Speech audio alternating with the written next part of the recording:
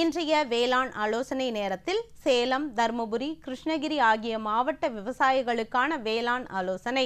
கொடி வகை காய்கறிகள் சாகுபடி செய்துள்ள விவசாயிகள் வரும் நாட்களில் வெப்பநிலை அதிகரிக்க வாய்ப்புள்ளதால் காய்கறிகள் முக்கியமாக காய்ந்த இலை, புற்கள் கொண்டு மண்ணில் மூடாக்கு அமைக்கவும்.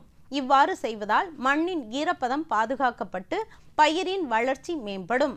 பகல் வெப்பநிலை தொடர்ந்து உயர்ந்து வருவதால் விவசாயிகள் மாடு மற்றும் ஆடுகளின் பால் உற்பத்தி மற்றும் உடல் எடை குறையாமல் இருப்பதற்கு அடர் தீவனம் மற்றும் பசுந்தீவனம் போதுமான அளவு அளிக்க வேண்டும்.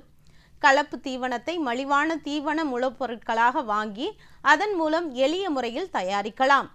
10 கிலோ கலப்பு தீவனத்தில் 4 கிலோ தானியங்கள், சோளம், மக்காச்சோளம், கம்பு, ராகி மற்றும் 3 கிலோ புண்ணாக்கு வகைகள், கடலை, சோயா, 2.75 கிலோ அரிசி தவிடு, 200 கிராம் தாது உப்பு கலவை, 50 கிராம் சமையல் சோடா சேர்த்து அருகில் உள்ள மாவு அரைக்கும் இயந்திரத்தில் அரைத்து 3-4 வாரங்களுக்கு சேமித்து வைத்துக் கொள்ளலாம்.